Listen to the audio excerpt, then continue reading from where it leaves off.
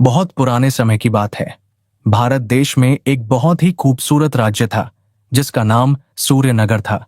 वहां के राजा का नाम महाराजा विक्रम सिंह था। वे बहुत ही नेक दिल और दयालु राजा थे। उनके राज्य में सभी लोग बहुत सुखी और खुशहाल जीवन जीते थे। किसी को भी कोई दुख या तकलीफ नहीं थी।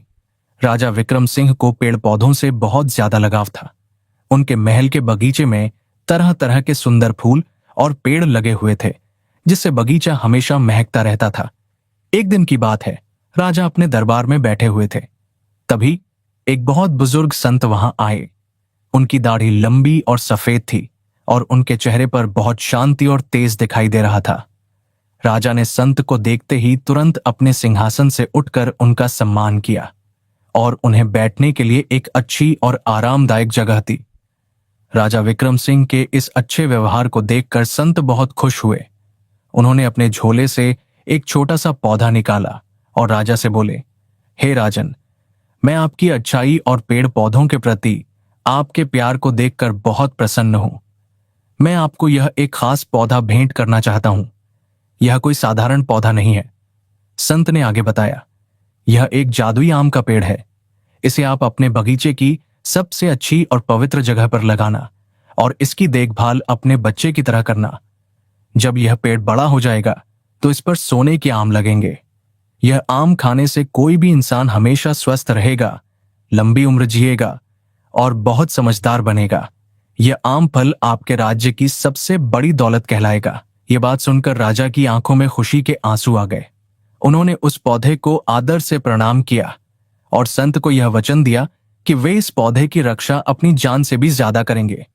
शुभ दिन देखकर राजमहल के पुजारियों ने भगवान के मंत्र पढ़े और राजा विक्रम सिंह ने अपने हाथों से उस छोटे से पौधे को बगीचे के ठीक बीच में लगाया। देखते ही देखते वह छोटा सा पौधा एक बहुत बड़े और खूबसूरत पेड़ में बदल गया। उसकी पत्तियां बहुत चमकदार थीं और उसकी डालियां सुनहरे रंग की थीं। जब उस पर पहला फूल खिला तो उसकी मनमोहक खुशबू पूरे राज्य में फैल गई। कुछ ही समय बाद उस पर एक आम का फल लगा। वह आम बिल्कुल भी साधारण नहीं था। वह एकदम सोने की तरह चमक रहा था। उसकी चमक इतनी तेज थी कि रात के समय भी बगीचे में उजाला हो जाता था।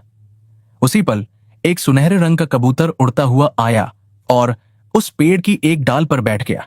उसके पंख शुद्ध सोने की तरह चमक रहे थे और उसकी आंखें नीले रंग के हीरे की तरह चमक रही थीं। जब वह कबूतर गुटरगूं करता तो ऐसा लगता था जैसे कोई मीठा संगीत बज रहा हो। कुछ दिनों के बाद राजा उस पेड़ के पास आए तो उन्हें पेड़ की डाल पर वह सोने जैसा दिखने वाला कबूतर बैठा हुआ दिखा, जिसकी आंखें नीली चमक रही थीं। उस कबूतर ने राजा से इंसानों की आवाज में बात की। उसने कहा, हे राजा, मैं स्वर्ग लोक से भेजा गया सुनहरा कबूतर हूं। मेरा जन्म इस जादुई पेड़ की रक्षा करने के लिए हुआ है। मैं हमेशा इसी पेड़ पर रहूंगा और इन अमृत जैसे आमों की पहरेदारी करूंगा। राजा और वहां मौजूद सभी दरबारी यह चमत्कार देखकर बहुत हैरान रह गए। अब सूर्यनगर राज्य की शान और बढ़ गई थी। दूर दूर के राज्यों से लोग उस जादुई पेड़ और सोने के कबूतर को देखने के लिए आने लगे। पहला आम पककर पूरी तरह तैयार हो गया। पूरे राज्य में बहुत खुशियां मनाई गईं। राजा ने यह तय किया कि जब तक पेड़ पर कम से कम 100 आम नहीं लग जाते, तब तक किसी भी आम को तोड़ा नहीं जाएगा। समय बीतता गया। पेड़ पर धीरे धीरे और भी आम लगने लगे। हर सुबह उनकी गिनती होती थी, 1, 2, 10, 50, 99 और फिर 100। जिस दिन 100वां आम पेड़ पर पूरी चमक के साथ लटक रहा था, राजा ने घोषणा की कि अगले दिन एक बड़े समारोह में पहला आम तोड़ा जाएगा। लेकिन अगली सुबह जब माली और पुजारी बगीचे में पहुंचे तो उनके होश उड़ गए। पेड़ पर केवल 99 आम थे। एक आम गायब था। यह खबर जंगल की आग की तरह पूरे महल में फैल गई। राजा विक्रम सिंह खुद बगीचे में आए। उन्होंने देखा कि सचमुच में एक आम गायब है। वहां न कोई टूटी हुई डाली थी, न किसी के पैरों के निशान और न ही कोई सबूत जो बता सके कि चोर कौन हो सकता है। राजा ने सुनहरे कबूतर से पूछा, हे कबूतर, तुम तो इस पेड़ की रक्षा करने के लिए हो। क्या तुमने किसी को देखा? सुनहरे कबूतर ने उदास होकर सिर हिलाते हुए कहा, महाराज, यह बहुत ही अजीब बात है। मैं पूरी रात जागता रहा। मेरी आंखों ने एक पल के लिए भी पलकें नहीं झपकाईं। मैंने किसी को आते जाते नहीं देखा। न कोई आवाज हुई, न कोई परछाई दिखी। बस आधी रात के समय एक पल के लिए ठंडी हवा का एक झोंका आया, और जब मैंने ध्यान से देखा तो एक आम अपनी जगह से गायब हो चुका था। यह किसी इंसान का काम नहीं है, ये जरूर कोई जादू की ताकत है। राजा ने तुरंत सुरक्षा दोगुनी कर दी।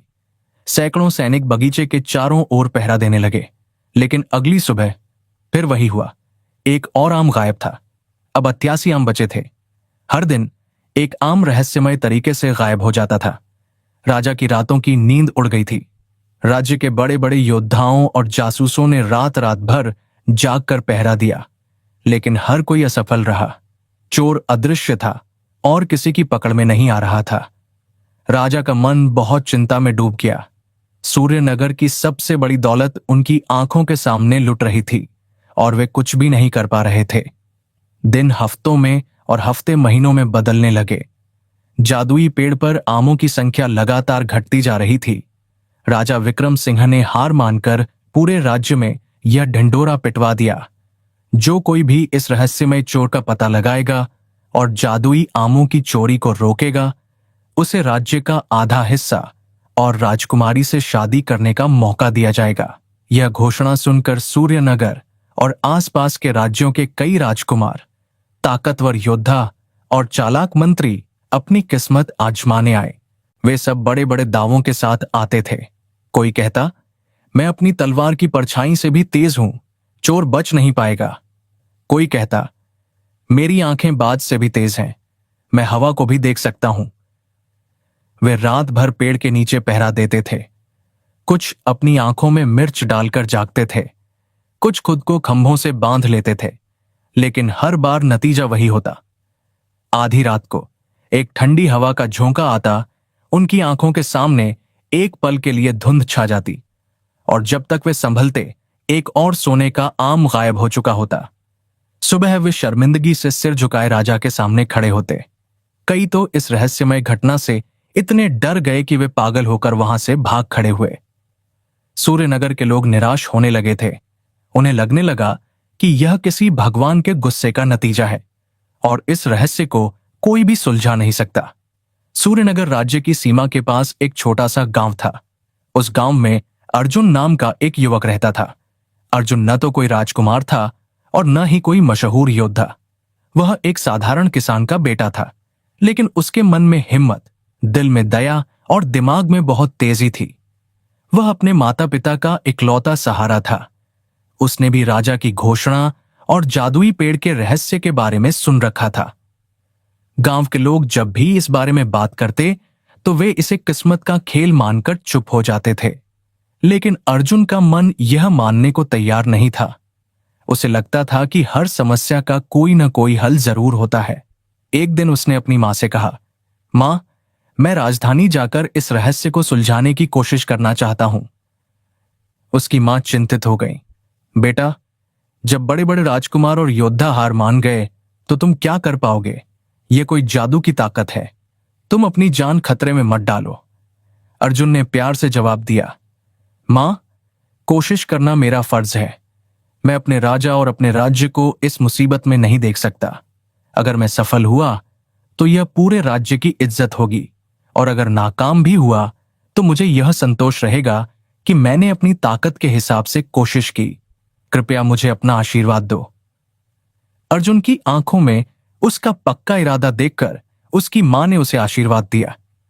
पिता ने उसे एक पुरानी लेकिन मजबूत तलवार दी और उसकी यात्रा के लिए शुभकामनाएं दी। अर्जुन कई दिनों की यात्रा के बाद राजधानी सूर्यनगर पहुंचा। जब वह राजमहल के दरवाजे पर पहुंचा तो पहरेदारों ने उसे उसके साधारण कपड़ों को देखकर रोक लिया। कौन हो तुम और यहां क्या चाहते हो? एक पहरेदार ने सख्त आवाज में पूछा। अर्जुन घोड़े से उतरा। उसने शांति से कहा, मेरा नाम अर्जुन है। मैं जादुई पेड़ के रहस्य को सुलझाने के लिए राजा से मिलना चाहता हूं। पहरेदार उसकी बात सुनकर हंसने लगे। एक और मूर्ख! जब राजकुमार और सेनापति कुछ नहीं कर सके तो यह किसान का बेटा क्या करेगा? जाओ यहां से, अपना और हमारा समय बर्बाद मत करो। अर्जुन ने हार नहीं मानी। वह वहीं दरवाजे पर शांत खड़ा रहा। उसका शांत और मजबूत स्वभाव देखकर एक मंत्री की नजर उस पर पड़ी। मंत्री ने उससे बात की और उसकी बातों में एक अजीब सा आत्मविश्वास देखकर वह उसे राजा के पास ले गया। राजा विक्रम सिंह ने अर्जुन को सिर से पांव तक देखा।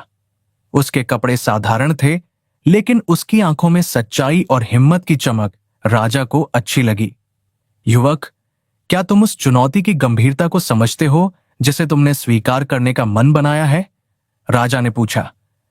जी महाराज, मैं समझता हूं। मैं कोई बड़ा दावा नहीं करता, लेकिन मैं वचन देता हूं कि मैं अपनी पूरी बुद्धि और हिम्मत से कोशिश करूंगा, अर्जुन ने सिर झुकाकर जवाब दिया। राजा ने बहुत से घमंडी योद्धा देखे थे, लेकिन यह विनम्रता और मजबूती का मेल उन्हें पहली बार देखने को मिला। उन्होंने अर्जुन को एक मौका देने का फैसला किया।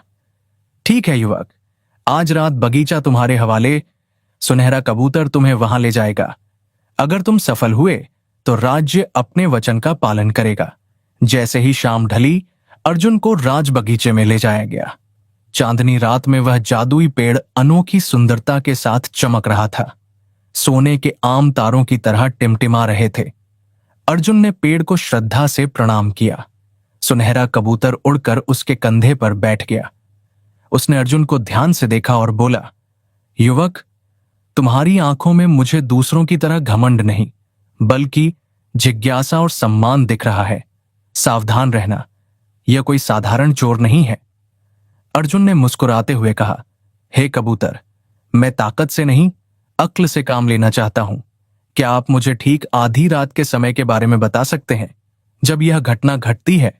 सुनहरे कबूतर ने कहा, हां, जैसे ही घड़ी आधी रात का घंटा बजाती है, एक ठंडी हवा का झोंका आता है और उसी पल आम गायब हो जाता है। अर्जुन ने बगीचे का निरीक्षण किया। उसने देखा कि पहले के योद्धाओं ने पेड़ के चारों ओर जाल बिछाए थे, जमीन पर कांटे फैलाए थे और कई तरह के फंदे लगाए थे। अर्जुन ने उन सबको हटाने का आदेश दिया। उसने कहा, जब चोर अदृश्य है तो यह सब बेकार है। उसने किसी हथियार का सहारा नहीं लिया, न तलवार न भाला। वह बस पेड़ से कुछ दूरी पर जमीन पर बैठ गया, जैसे कोई साधु ध्यान कर रहा हो। उसने अपनी आंखें बंद कर लीं। सुनहरा कबूतर और पहरे पर मौजूद सैनिक यह देखकर हैरान थे। उन्हें लगा कि यह युवक या तो मूर्ख है या उसने पहले ही हार मान ली है। लेकिन अर्जुन सो नहीं रहा था। वह अपनी चेतना को जागृत कर रहा था। वह अपनी सांसों पर ध्यान लगा रहा था, अपने आसपास की हर छोटी से छोटी आवाज को सुनने की कोशिश कर रहा था। पत्तियों की सरसराहट, हवा का धीमा चलना, दूर किसी झिंगुर की आवाज। उसने अपने मन को पूरी तरह शांत और एकाग्र कर लिया था।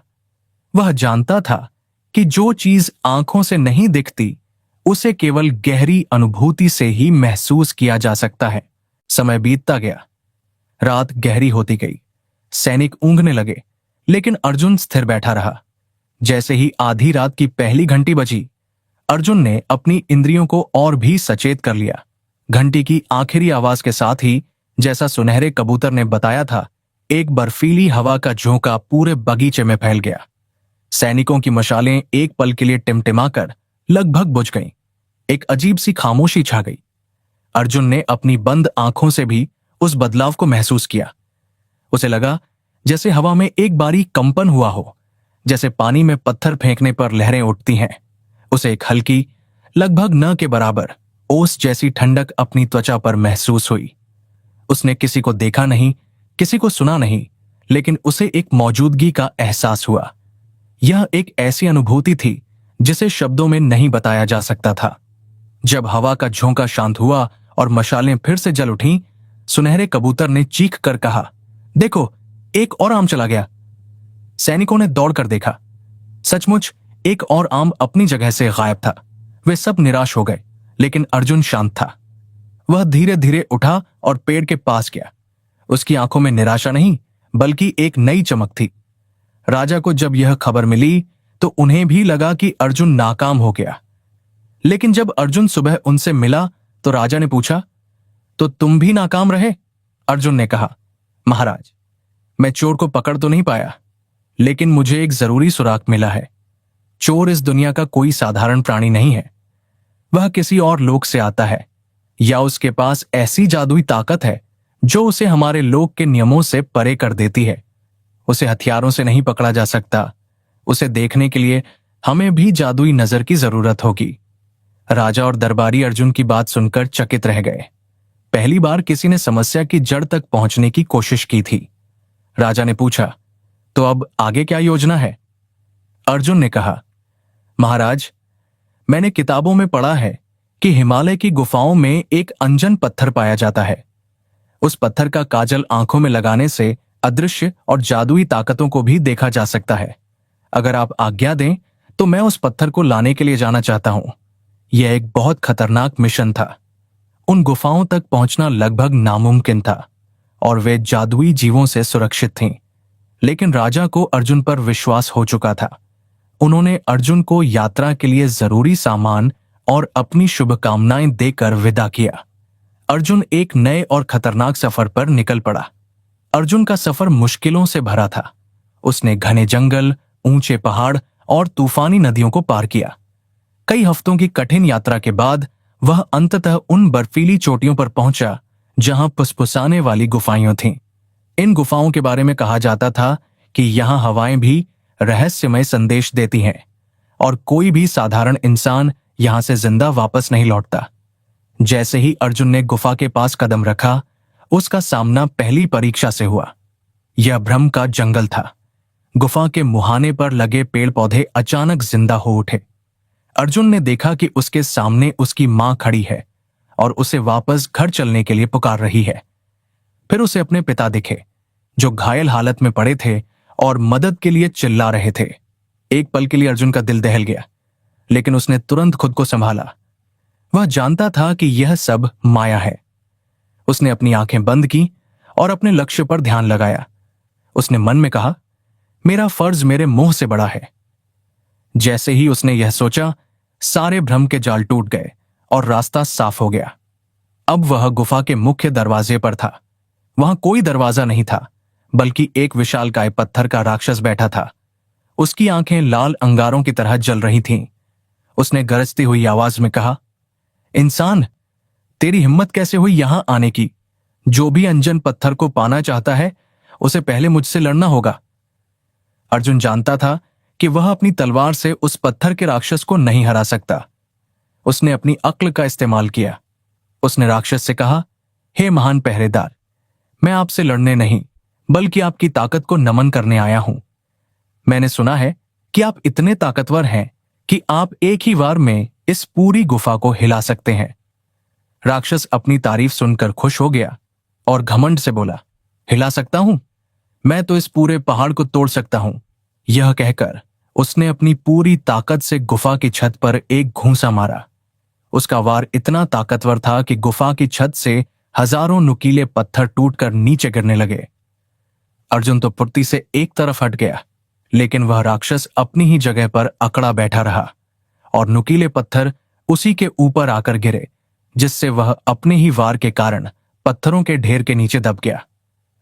अर्जुन ने पहरेदार को प्रणाम किया और गुफा के अंदर घुस गया। अंदर एक छोटे से तालाब के बीचों बीच एक काले रंग का पत्थर चमक रहा था। वही अंजन पत्थर था। अर्जुन ने उसे हासिल किया और बिना समय गंवाए सूर्यनगर की ओर लौट पड़ा। जब अर्जुन अंजन पत्थर लेकर वापस लौटा तो राजा और सभी लोग उसकी बहादुरी और अक्लमंदी से बहुत प्रभावित हुए। अर्जुन ने किसी से कुछ नहीं कहा और चुपचाप अगली रात की तैयारी में लग गया। उस रात उसने फिर से वही किया। वह पेड़ के पास ध्यान मुद्रा में बैठ गया, लेकिन इस बार उसने अपनी आंखों में अंजन पत्थर से बना काजल लगा लिया था। आधी रात हुई। वहीं बर्फीली हवा चली, लेकिन इस बार अर्जुन को केवल कंपन या एहसास नहीं हुआ। उसे सब कुछ साफ साफ दिखाई दिया। उसने देखा कि पेड़ के पास हवा में एक दरार पैदा हुई, जैसे किसी ने आकाश का पर्दा फाड़ दिया हो। उस दरार से एक चमकदार अलौकिक रास्ता प्रकट हुआ। उस रास्ते से एक बहुत सुंदर, चांदनी में नहाई हुई स्त्री उतरी। वह कोई साधारण स्त्री नहीं थी, वह एक परी थी। उसके चेहरे पर सुंदरता के साथ साथ एक गहरी उदासी भी थी। उसने पेड़ की ओर देखा। उसकी आंखों में दर्द और मजबूरी का भाव था। उसने धीरे से एक आम को तोड़ा उसे अपने सीने से लगाया और जैसे वह रो रही हो उसी अदृश्य रास्ते से वापस लौट गई। उसके जाते ही वह दरार भी हवा में गायब हो गई। सारा दृश्य एक सपने की तरह था, लेकिन अर्जुन की आंखों ने उसे हकीकत में देखा था। अब वह चोर को जानता था, लेकिन उसे देखकर अर्जुन के मन में गुस्सा नहीं बल्कि दया पैदा हुई। वह समझ गया कि यह चोरी किसी लालच या नफरत के कारण नहीं, बल्कि किसी बड़ी मजबूरी के कारण हो रही है। सुबह उसने राजा को पूरी बात बताई। राजा और दरबारी यह सुनकर हैरान रह गए कि चोर कोई पुरुष नहीं बल्कि दूसरे लोक की एक परी है। राजा ने गुस्से में कहा, उस चोर को सजा मिलनी चाहिए। अगली बार जब वह आए तो उसे कैद कर लेना। अर्जुन ने हाथ जोड़कर कहा, नहीं महाराज, हमें समस्या की जड़ तक पहुंचना होगा। उसकी आंखों में मैंने जो दर्द देखा है वह बताता है कि वह किसी गहरे संकट में है। हमें यह जानना होगा कि वह इन अमृत आमों का क्या करती है। मुझे एक मौका और दीजिए। अगली रात मैं उस जादुई रास्ते से उसके पीछे उसके लोक में जाऊंगा। यह सुनकर सभी सन्न रह गए। यह तो सीधे सीधे मौत को न्योता देना था। दूसरे लोक में जाकर वापस आना लगभग नामुमकिन था, लेकिन अर्जुन अपने फैसले पर अटल था। राजा ने भारी मन से उसे इजाजत दे दी। अगली रात अर्जुन पूरी तरह तैयार था। उसने अपनी कमर में तलवार बांधी, थोड़ा खाना रखा और राजा से मिला आखिरी अमृत आम अपने पास सुरक्षित रख लिया। राजा ने उसे यह आम आत्मरक्षा के लिए दिया था। आधी रात को जैसे ही वह परी उस जादुई दरवाजे से प्रकट हुई और आम तोड़कर वापस जाने लगी, अर्जुन ने एक लंबी छलांग लगाई और उसके पीछे उस चमकदार दरवाजे में कूद गया। परी को इसका पता भी नहीं चला। जैसे ही अर्जुन ने दरवाजा पार किया, वह उसके पीछे बंद हो गया। अर्जुन ने खुद को एक बिल्कुल अलग दुनिया में पाया। यह स्वर्णपुरी थी, परियों का मशहूर नगर। लेकिन यह वैसा नहीं था जैसा कहानियों में सुना था। यहां का आकाश धुंधला और उदास था। चारों ओर एक अजीब सा सन्नाटा था। सुंदर महल टूटे फूटे लग रहे थे, बगीचे सूखे हुए थे और वहां के परिपरियां बहुत कमजोर और बेजान लग रहे थे, जैसे उनकी सारी ताकत किसी ने सोख ली हो। अर्जुन छिपकर उस परी के पीछे पीछे चलने लगा। वह परी सीधे एक विशाल महल में गई जो राज्य के बीचों बीच स्थित था। अर्जुन भी महल में घुस गया। उसने देखा कि परी एक भव्य कमरे में गई जहां एक पलंग पर परियों के राजा लेटे हुए थे। उनका शरीर काला पड़ चुका था और वे बेहोश थे। परी, जिसका नाम मायावती था, ने उस सोने के आम का रस निकाला और बेहोश राजा के होंठों पर लगाया। रस के असर से राजा के शरीर की कालिमा कुछ पलों के लिए कम हुई, लेकिन फिर वह वापस वैसी ही हो गई। मायावती रोते हुए बोली, हे स्वामी, मैं कब तक सूर्यनगर से आम चुराकर आपको जिंदा रखूंगी। यह आम आपके प्राणों को केवल थामे हुए है, लेकिन उस श्राप को तोड़ नहीं पा रहा जो हमारे पूरे लोक को नष्ट कर रहा है। अब अर्जुन के सामने सारी सच्चाई आ गई। यह परी चोर नहीं, बल्कि अपने पति और अपनी प्रजा को बचाने के लिए संघर्ष कर रही एक मजबूर रानी थी। अर्जुन और ज्यादा देर तक छिपा नहीं रह सका। वह परी के सामने आया। उसे देखकर मायावती चौंक गई और तुरंत अपनी जादुई ताकतों से उस पर हमला करने के लिए तैयार हो गई। तुम एक इंसान, तुम यहां तक कैसे पहुंचे? अर्जुन ने अपनी तलवार फेंक दी और हाथ जोड़कर बोला, हे देवी, मैं आपसे लड़ने नहीं आया। मेरा नाम अर्जुन है और मैं सूर्यनगर से आया हूं। मैंने सब कुछ देख और सुन लिया है। मैं समझ सकता हूं कि आप किस दर्द में हैं। अर्जुन के शांत स्वभाव और उसकी आंखों में दया देखकर मायावती का गुस्सा शांत हो गया। उसने रोते हुए अपनी पूरी कहानी बताई। कई साल पहले एक दुष्ट राक्षस ने हमारे राज्य पर हमला किया था। युद्ध में वह हार तो गया, लेकिन मरते मरते उसने हमारे राज्य के जीवन मणि को शाप दे दिया। उसने उसे एक शापित मणि में बदल दिया। वह मणि अब जीवन देने के बजाय हमारे लोक की सारी ताकत सोख रही है। उसी के जहरीले असर से हमारे महाराज मौत की चादर में लिपटे हैं और हमारी पूरी प्रजा धीरे धीरे खत्म होती जा रही है। सूर्यनगर का अमृत आम ही एकमात्र ऐसी चीज है जो इस शाप के असर को धीमा कर सकती है, पर इसे खत्म नहीं कर सकती। अर्जुन ने पक्के इरादे के साथ कहा, तो फिर हमें उस शापित मणि को शुद्ध करना होगा। बताइए, वह कहां है और उसे शुद्ध करने का उपाय क्या है? मायावती ने निराशा से कहा। वह मणि अंधेरी घाटी में है, जहां बुरी आत्माओं का वास है। आज तक वहां जो भी गया लौटकर नहीं आया, और उसे शुद्ध करने का उपाय पुरानी किताबों में लिखा है कि उसे केवल एक निस्वार्थ दिल द्वारा दिया गया परम जीवन का बलिदान ही शुद्ध कर सकता है। हम नहीं जानते कि इसका क्या मतलब है। अर्जुन ने कहा, मैं आपके साथ उस घाटी में चलूंगा। हम मिलकर उस मणि को शुद्ध करने की कोशिश करेंगे। अब यह केवल आपके राज्य का नहीं, बल्कि मेरे राज्य का भी संकट है, क्योंकि जब तक आप यहां संकट में हैं, हमारे दिव्य आम सुरक्षित नहीं है। मायावती को अर्जुन के रूप में एक उम्मीद की किरण दिखाई दी। पहली बार किसी ने उनकी मदद करने की पेशकश की थी। वे दोनों उस खतरनाक मिशन के लिए तैयार हो गए। अंधेरी घाटी का रास्ता बहुत भयानक था। वहां निराशा और डर की परछाइयां घूम रही थीं, जो हर आने वाले के मन में बुरे विचार भरकर उसे कमजोर कर देती थीं। लेकिन अर्जुन का मन अपने फर्ज पर केंद्रित था और मायावती अपने प्यार की ताकत से अटल थी। उन्होंने एक दूसरे का साथ दिया और सभी मुश्किलों को पार करते हुए अंततः उस जगह पर पहुंचे जहां शापित मणि रखी थी। वह मणि एक काले पत्थर की वेदी पर रखी थी और उससे बैंगनी रंग का धुआं निकल रहा था, जो पूरे वातावरण में झर घोल रहा था। उसे छूना भी नामुमकिन लग रहा था। अब क्या करें? मायावती ने हताश होकर पूछा। अर्जुन ने एक पल के लिए सोचा, एक निस्वार्थ दिल द्वारा दिया गया परम जीवन का बलिदान। और तभी उसकी नजर अपनी कमर पर रखे उस आखिरी सोने के आम पर पड़ी जो राजा विक्रम सिंह ने उसे दिया था। वह अमृत आम था, परम जीवन का प्रतीक। अर्जुन को सब समझ आ गया। बलिदान का मतलब अपनी जान देना नहीं, बल्कि सबसे कीमती चीज का त्याग करना था। यह आम उसे अमृता, अच्छी सेहत और बहुत बड़ा इनाम दिला सकता था। लेकिन इस समय किसी और की जिंदगी बचाना उसे कहीं ज्यादा जरूरी लगा। यही निस्वार्थता थी। अर्जुन ने वह दिव्य आम अपने हाथों में लिया और वेदी की ओर बढ़ा। उसने मणि के ठीक ऊपर वह आम रख दिया। जैसे ही जीवन के प्रतीक अमृत आम ने मौत के प्रतीक शापित मणि को छुआ, एक भयानक धमाका हुआ। सफेद और बैंगनी रोशनी की किरणें आपस में टकराईं। एक पल के लिए लगा कि सब कुछ नष्ट हो जाएगा, लेकिन फिर अमृत आम की दिव्य ताकत ने शापित मणि की बुरी ताकत को सोखना शुरू कर दिया। अमृत आम धीरे धीरे मुरझाकर राख हो गया, लेकिन उसके बलिदान से वह शापित मणि शुद्ध हो गई। अब वह काले रंग की नहीं, बल्कि एक चमकीली सफेद क्रिस्टल की तरह दमक रही थी और उससे जीवनदायी ताकत निकल रही थी। मणि के शुद्ध होते ही पूरे स्वर्णपुरी का वातावरण बदल गया। धुंधला आकाश साफ हो गया, सूखे हुए पेड़ों पर नई पत्तियां आ गईं और परियों के शरीर में फिर से ताजगी लौट आई। महल में लेटे हुए राजा भी स्वस्थ होकर उठ बैठे। स्वर्णपुरी का संकट खत्म हो चुका था। परियों के राजा और रानी मायावती ने अर्जुन को दिल से शुक्रिया अदा किया। उन्होंने अर्जुन को अपना भाई माना और सूर्य नगर के साथ हमेशा दोस्ती का वादा किया।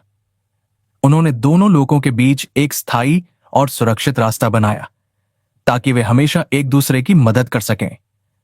जब अर्जुन, मायावती और राजा के साथ सूर्यनगर वापस लौटा, तो राजा विक्रम सिंह और पूरी प्रजा उसे देखकर हैरान रह गई। अर्जुन ने पूरी कहानी सुनाई। उसने यह भी बताया कि कैसे उसने चोर को सज्जा देने के बजाय उसकी मदद करके एक बड़े संकट को टाला और दो राज्यों के बीच दोस्ती की नींव रखी। राजा विक्रम सिंह अर्जुन की बहादुरी, अक्लमंदी और सबसे बढ़कर उसकी दयालुता से इतने प्रभावित हुए कि उनकी आंखों में आंसू आ गए। उन्होंने अर्जुन को गले लगा लिया। राजा ने कहा, अर्जुन, तुमने जो किया है वह आधा राज्य देने से भी कहीं बढ़कर है। तुमने केवल आम नहीं बचाए, तुमने इंसानियत का मान बढ़ाया है। तुम आधा राज्य नहीं, बल्कि मेरे बेटे के रूप में इस पूरे राज्य के वारिस बनने के योग्य हो। अर्जुन ने विनम्रता से हाथ जोड़कर कहा, महाराज, मुझे राज्य का लालच नहीं है। मेरा सबसे बड़ा इनाम यही है कि मेरा राज्य सुरक्षित है और मुझे आप जैसे महान राजा का स्नेह मिला। राजा अर्जुन की निस्वार्थता देखकर और भी खुश हुए। उन्होंने अर्जुन को अपना मुख्य सलाहकार बनाया और उसकी सलाह से राज्य को और भी ऊंचाइयों पर ले गए। दिव्य पेड़ पर अब पहले से भी ज्यादा आम लगते थे, जिन्हें सूर्यनगर और स्वर्णपुरी दोनों राज्यों की प्रजा के बीच बांटा जाता था। सुनहरा कबूतर अपने मधुर संगीत में अर्जुन की बहादुरी और दया की कहानी गाता। ये कहानी आने वाली पीढ़ियों को हमेशा यह याद दिलाती कि सच्ची बहादुरी किसी को हराने में नहीं, बल्कि किसी के दर्द को समझकर उसकी मदद करने में है। और इस तरह सूर्यनगर और स्वर्णपुरी में शांति और खुशहाली का एक नया दौर शुरू हुआ। लोग आज भी अर्जुन की कहानी सुनाते हैं और अपने बच्चों को सिखाते हैं कि दया और निस्वार्थता ही सबसे बड़ी ताकत है।